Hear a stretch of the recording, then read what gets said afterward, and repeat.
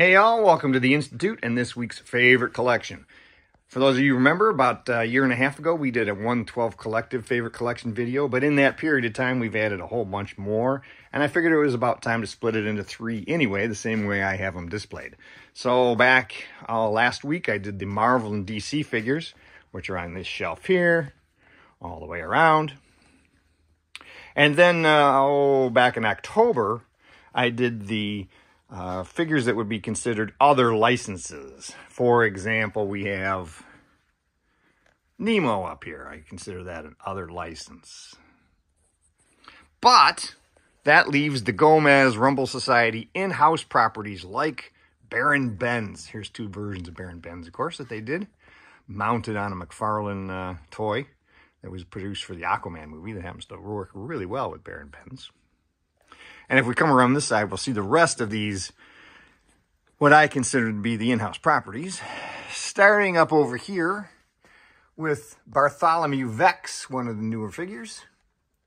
Next to three sod cutters, Theodore sod cutters.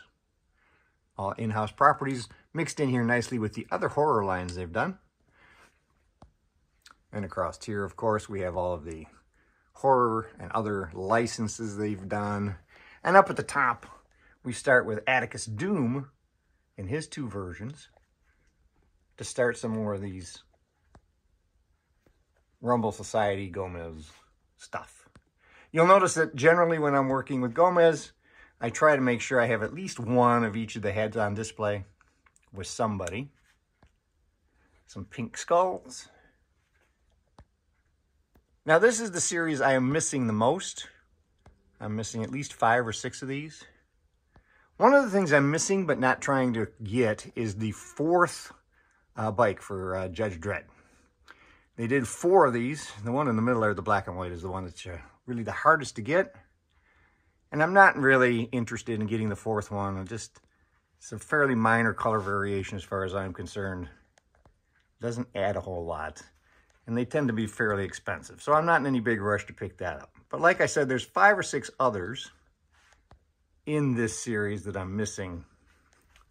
And I am planning on getting all of those over time.